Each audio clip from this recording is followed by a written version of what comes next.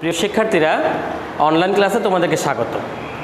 আজকে আমরা জ্যামিতির 10 অধ্যায় থেকে উপপাদ্য 3 বোঝার চেষ্টা করব।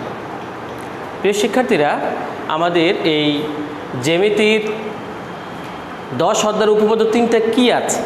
তোমরা প্রশ্নটা খেয়াল করো। সাধারণ নির্বাচন। যদি একটি ত্রিভুজের 3 বাহু যথাক্রমে অপর একটি ত্রিভুজের 3 বাহুর সমান হয়, তবে ত্রিভুজ দুইটি সর্বসম। অর্থাৎ আমাদের একটা ত্রিভুজের 3টা বাহু আরেকটা ত্রিভুজের 3 বাহু যদি সমান হয়, তাহলে ত্রিভুজ দুইটা কী হবে? সর্বসম। এই প্রতিজ্ঞাটাকে আমাকে প্রমাণ করতে হবে, অর্থাৎ উপপাদ্যটাকে আমাকে প্রমাণ করতে হবে। প্রিয় শিক্ষার্থীরা, আমরা পাশে একটা চিত্র অঙ্কন করেছি, খেয়াল করো। ত্রিভুজ এ বি সি এবং ত্রিভুজ ডি ই এফ। এর নিচের অংশটুকু প্রথমে মনে করো নেই। তাহলে ত্রিভুজ এ বি সি এর বিসি বাহু সমান হচ্ছে ইএফ বাহু, এবি বাহু সমান হচ্ছে ডিই বাহু, এসি বাহু সমান হচ্ছে ডিএফ বাহু। অর্থাৎ ত্রিভুজ এবিসি এর 3 বাহু ত্রিভুজ ডিইএফ এর 3 বাহুর সমান। তাহলে আমাকে প্রমাণ করতে হবে ত্রিভুজ এবিসি সর্বসম ত্রিভুজ ডিইএফ। তাহলে এই কথাটাকেই আমরা যখন চিত্রের মাধ্যমে, এই সাধারণ নির্বাচনের কথাটাকে যখন আমরা চিত্রের মাধ্যমে বলবো, সেটা হচ্ছে বিশেষ নির্বাচন। তাহলে আমাদের বিশেষ নির্বাচনটা কি হচ্ছে? মনে করি ত্রিভুজ এবিসি ও ত্রিভুজ ডিইএফ এ এবি সমান ডিই, এসি সমান ডিএফ এবং বিসি সমান ইএফ। প্রমাণ করতে হবে যে ত্রিভুজ এবিসি সর্বসম ত্রিভুজ ডিইএফ। তাহলে প্রিয় শিক্ষার্থীরা, এখানে তোমরা ত্রিভুজ এবিসি এর পরিবর্তে অন্য যে কোনো নাম দিয়ে তোমরা এটাকে বাসায় নিজেরা প্র্যাকটিস করতে পারো। এবার প্রমাণে আসা যায়। প্রমাণ করতে গেলে আমরা প্রথমে ত্রিভুজ এবিসিটাকে ত্রিভুজ ডিইএফ এর উপর স্থাপন করব। প্রিয় শিক্ষার্থীরা, আমরা কথাগুলো লিখেছি এখানে, আমি মুখে বলছি, বিষয়টি খেয়াল করো। ত্রিভুজ এবিসিকে ত্রিভুজ ডিইএফ এর উপর স্থাপন করব। এমনভাবে করব বি বিন্দুটা ই বিন্দুর উপর, বিসি বাহুটা ইএফ বাহুর বরাবর, আর এই ইএফ এর যে পাশে ডি বিন্দু আছে তার বিপরীত পাশে এই এ বিন্দুটা পড়ে। তাহলে জি বিন্দুটা হবে এ বিন্দুর নতুন অবস্থা। তাহলে প্রিয় শিক্ষার্থীরা, জি বিন্দু এ বিন্দু নতুন অবস্থা। আমরা এই কথাগুলোই এখানে লিখেছি। দেখো, ত্রিভুজ এবিসিকে ত্রিভুজ ডিএফ এর উপর এমনভাবে স্থাপন করি যেন বি বিন্দু ই বিন্দুর উপর, বিসি বাহু ইএফ বাহু বরাবর এবং ইএফ এর যে পাশে ডি বিন্দু আছে এ বিন্দু তার বিপরীত পাশে পড়ে। তাহলে মনে করি জি বিন্দু এ বিন্দু নতুন অবস্থান। এবার খেয়াল করো, তাহলে জি বিন্দু এ বিন্দু নতুন অবস্থান। ওকে, এই বিসি বাহু সমান কি? ইএফ বাহু। তাহলে বিসি বাহু যদি ইএফ বাহু সমান হয়, বি বিন্দুটা ই বিন্দুর উপর পড়ে, তাহলে প্রিয় শিক্ষার্থীরা সি বিন্দুটা কার উপর পড়বে? অবশ্যই সি বিন্দুটা এফ বিন্দুর উপর পড়বে। তাহলে খেয়াল করো, বি বিন্দু ই বিন্দুর উপর পড়ছে, সি বিন্দু এফ বিন্দুর উপর পড়ছে, এ বিন্দু জি বিন্দুর উপর পড়ছে। তাহলে জি ই এফ যে ত্রিভুজটা অঙ্কিত হলো, এই ত্রিভুজটা হবে ত্রিভুজ এ বি সি এর নতুন অবস্থান। তাহলে প্রিয় শিক্ষার্থীরা, আমরা এই কথাগুলি বলছি যে ত্রিভুজ জি এফ হবে ত্রিভুজ এ বি সি এর নতুন অবস্থান।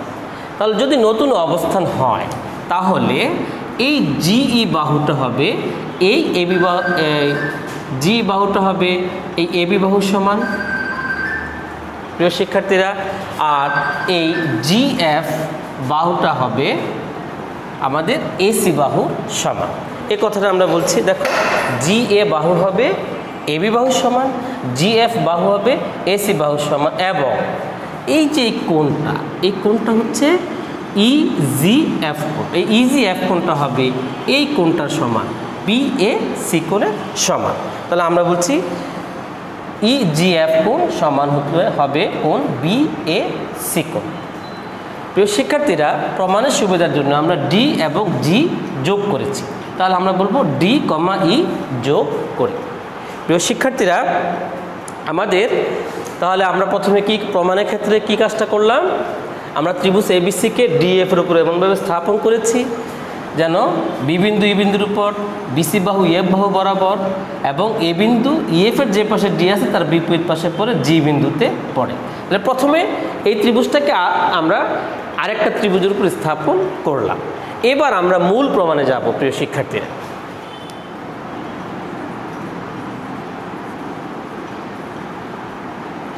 প্রিয় শিক্ষার্থীরা, ধাপ 1,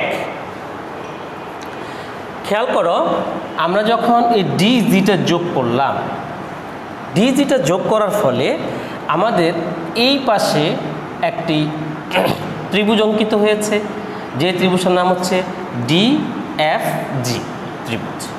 আবার আমাদের এই বাম পাশে একটা ত্রিভুজ অঙ্কিত হয়েছে ডিইএফ ত্রিভুজ,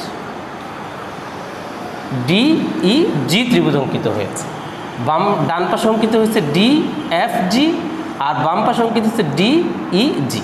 তাহলে আমরা প্রথমে এই ডিএফজি ত্রিভুজে আমরা কাজ করব।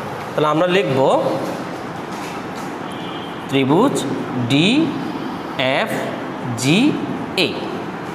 তো ত্রিভুজ ডিএফজি এ, প্রিয় শিক্ষার্থীরা, এই ডিএফ বাহু সমান জিএফ বাহু, জিএফ বাহু আমরা এখানে তিনটা চিহ্ন দিয়ে বুঝাইলাম এই বাহুটা সমান এই বাহু।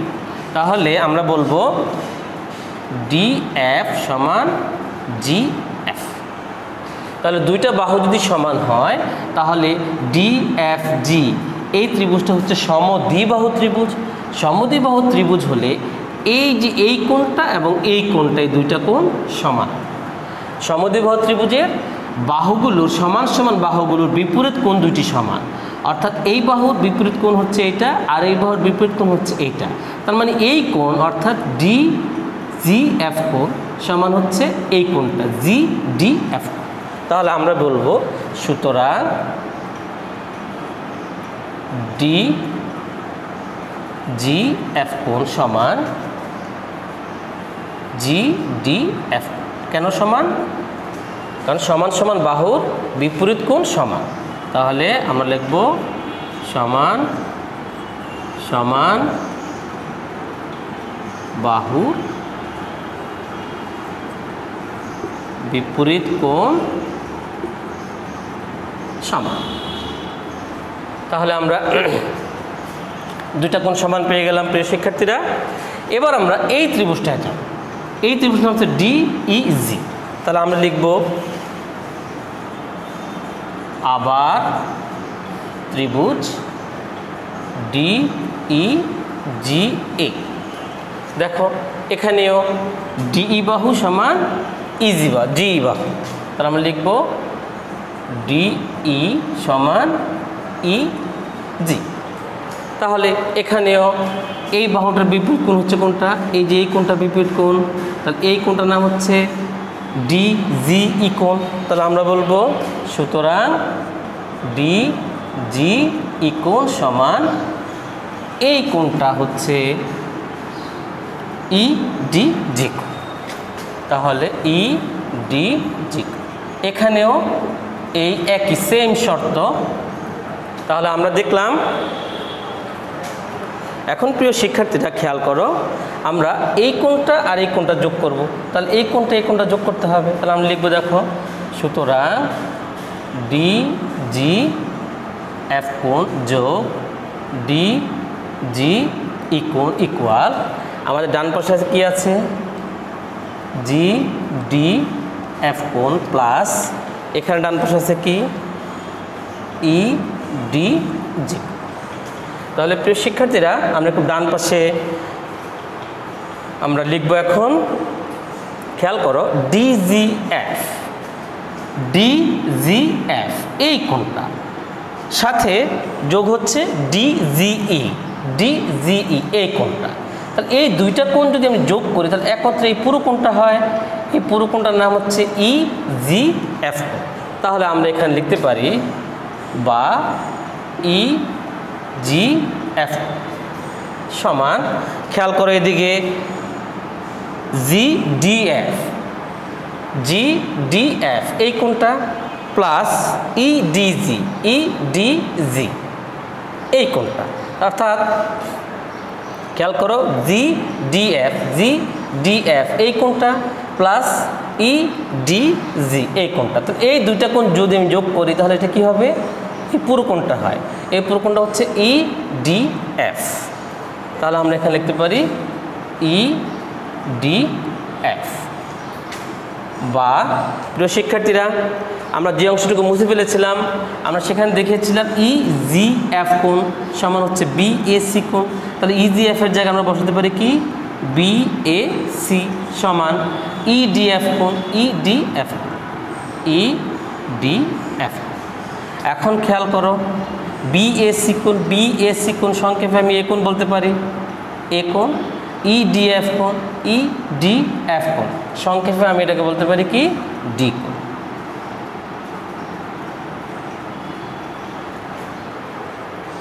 প্রিয় শিক্ষার্থীরা, আমরা নিশ্চয়ই এই ধাপটুকু বুঝতে পেরেছি। এখন আমরা প্রমাণে যাব, দ্বিতীয় ধাপে যাব।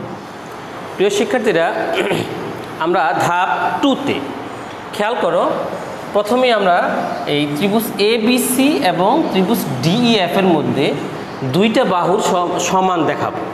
ত্রিভুজ এবিসি ও ত্রিভুজ ডিইএফ এ এবি সমান কি ডিই বাহু, এসি সমান কি ডিএফ বাহু। এবং একটু ধাপ একই আমরা প্রমাণ করেছি, এই দুইটা বাহুর অন্তর্ভুক্ত কোণ কি এ কোণ। তাহলে এই বিএসি কোণ অর্থাৎ এ কোণ সমান হচ্ছে এই ইডি বাহু এবং ডিএফ বাহুর অন্তর্ভুক্ত কোণ ডি এর সমান। তাহলে আমরা লিখছি অন্তর্ভুক্ত এ কোণ সমান অন্তর্ভুক্ত ডি কোণ। তাহলে যখন দুইটা বাহুর মধ্যে, দুইটা ত্রিভুজের মধ্যে দুইটি বাহু পরস্পর সমান হয় এবং তাদের অন্তর্ভুক্ত কোণ সমান হয়, তাহলে ত্রিভুজ দুটি কী হয়, সর্বসম হয়। তাহলে প্রিয় শিক্ষার্থীরা, যেহেতু এখানে এবি বাহু সমান ডিই বাহু, এসি বাহু সমান ডিএফ বাহু, অর্থাৎ এই বাহু সমান এই বাহু, এই বাহু সমান এই বাহু, এবং এই দুইটা বাহু অন্তর্ভুক্ত কোণ এ কোণ, এই দুইটা বাহু অন্তর্ভুক্ত কোণ ডি কোণ, এজন্য এই দুইটা ত্রিভুজ অর্থাৎ এ বিসি ও ত্রিভুজ ডিইএফ সর্বসম। সুতরাং ত্রিভুজ এ বিসি ও ত্রিভুজ ডিইএফ সর্বসম। প্রিয় শিক্ষার্থীরা, এখন এখানে যে সর্বসমটা আনলাম, এটা কোত্থেকে আনলাম, এটা হচ্ছে দুইটা বাহু সমান তা আর একটা কোণ সমান, এটাকে আমরা বলি বাহু কোণ বাহু উপপাদ্য অনুসারে সমান। তাহলে আমাদের দুটি ত্রিভুজ সর্বসম হয়ে গেল। তাহলে আমরা এখানে লিখব প্রমাণিত। প্রিয় শিক্ষার্থীরা, আমরা 3 নং উপপাদ্য শেষ করলাম, এবার আমরা 4 নং উপপাদ্য শেষ করব। প্রিয় শিক্ষার্থীরা, দশম অধ্যায়ের উপপাদ্য 4-এর সাধারণ নির্বাচনটি হচ্ছে এরকম যে যদি একটি ত্রিভুজের দুইটি কোণ ও কোণ সংলগ্ন বাহু যথাক্রমে অপর একটি ত্রিভুজের দুইটি কোণ ও কোণ সংলগ্ন বাহুর সমান হয়, তবে ত্রিভুজ দুইটি সর্বসম। প্রিয় শিক্ষার্থীরা, খেয়াল করো, আমি পাশে দুটি ত্রিভুজ অঙ্কন করেছি। একটি হচ্ছে ত্রিভুজ এ বিসি আর একটি হচ্ছে ত্রিভুজ ডিইএফ। এই দুইটা ত্রিভুজের মধ্যে আমাদের এই সাধারণ নির্বাচনের আলোকে বি কোণ সমান ই কোণ বলছে দুইটি কোণ, তাহলে বি কোণ সমান ই কোণ, সি কোণ সমান এফ কোণ, অর্থাৎ এই ত্রিভুজের দুইটি কোণ এই ত্রিভুজের দুইটি কোণের সমান। তারপর বলা হচ্ছে কোণ সংলগ্ন বাহু, তাহলে এই বি কোণ এবং সি কোণের সংলগ্ন বাহু হচ্ছে বিসি এবং ই কোণ ও এফ কোণ সংলগ্ন বাহু হচ্ছে ইএফ। তাহলে কোণ সংলগ্ন দুটি বাহুও সমান, অর্থাৎ বিসি বাহু সমান ইএফ কোণ। তাহলে আমাদের প্রমাণ করতে হবে এই দুইটি ত্রিভুজ সর্বসম। তাহলে কি প্রিয় শিক্ষার্থীরা, একটি ত্রিভুজের দুইটি কোণ ও কোণ সংলগ্ন বাহু অপর একটি ত্রিভুজের দুইটি কোণ ও কোণ সংলগ্ন বাহুর সমান হয়, তাহলে ত্রিভুজ দুইটি সর্বসম। আমরা চিত্রের মাধ্যমে এই বিশেষ নির্বাচনে বিষয়গুলো লেখার চেষ্টা করেছি। খেয়াল করো, ত্রিভুজ এ বিসি ও ত্রিভুজ ডিইএফ এ বি কোণ সমান ই কোণ, সি কোণ সমান এফ কোণ এবং বিসি বাহু সমান ইএফ বাহু। এই দুইটা বাহু হচ্ছে কোণ সংলগ্ন বাহু। প্রমাণ করতে হবে যে ত্রিভুজ এ বিসি সর্বসম ত্রিভুজ ডিইএফ। প্রমাণ ধাপ 1। ধাপ 1-এ আমরা এই ত্রিভুজটাকে এই ত্রিভুজের উপরে স্থাপন করব, এমনভাবে স্থাপন করব যেন বি বিন্দুটা ই বিন্দুর উপর, বিসি বাহুটা ইএফ বাহু বরাবর প্রিয় শিক্ষার্থীরা আবারও খেয়াল করো, ত্রিভুজ এবিসিকে ত্রিভুজ ডিএ স্থাপন করব, এমনভাবে করব বি বিন্দুটা ই বিন্দুর উপর, সি বিন্দুটা এফ বিন্দুর উপর, বি বিন্দুটা ই বিন্দুর উপর, বিসি বাহুটা ইএফ বাহু বরাবর, এবং এই এ বিন্দুটা ইএফ এর যে পাশে ডি বিন্দু আছে সেই পাশে পড়ে আমরা এরকমভাবে স্থাপন করব। এই কথাটি আমরা বোর্ডে লিখেছি, খেয়াল করো। ত্রিভুজ এবিসিকে ত্রিভুজ ডিইএফ এর উপর এমনভাবে স্থাপন করি যেন বি বিন্দুটা হবে ই বিন্দুর উপর, বিসি বাহু ইএফ বাহু বরাবর, এবং ইএফ রেখার যে পাশে ডি বিন্দু আছে এই বিন্দু সেই পাশে পড়ে। যেহেতু খেয়াল করে এখানে বি বিন্দু ই বিন্দুর উপর পড়ছে, আবার বিসি সমান ইএফ, তাহলে সি বিন্দুটা কার উপর পড়বে? অবশ্যই এফ বিন্দুর উপর পড়বে। এটাই আমরা যুক্তি দিয়ে এনেছি, যেহেতু বিসি সমান ইএফ সুতরাং সি বিন্দু এফ বিন্দুর উপর পড়বে। প্রিয় শিক্ষার্থীরা, আমাদের ধাপ 1 শেষ হলো। প্রিয় শিক্ষার্থীরা, বি কোণ সমান ই কোণ, তাহলে খেয়াল করো বিসি বাহুটা যদি ইএফ বাহুর বরাবর পড়ে তাহলে এই এ বি বাহুটা কার বরাবর পড়বে? খেয়াল করো, এই কোণটা যেহেতু এই কোণটা সমান, অর্থাৎ বি কোণ যেহেতু ই কোণের সমান, আর বিসি বাহুটা যদি এই বাহুর উপর পড়ে তাহলে এ বি বাহুটা অবশ্যই ডি বাহু বরাবর পড়বে। আমরা সেই কথাটাই লিখব, যেহেতু বি কোণ সমান ই কোণ সুতরাং বি এ বি বাহু ডিই বাহু বরাবর পড়বে।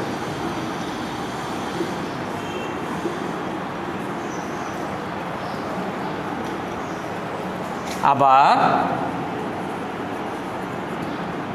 প্রিয় শিক্ষার্থীরা, এই সি কোণটা হচ্ছে কার সমান? এফ কোণের সমান।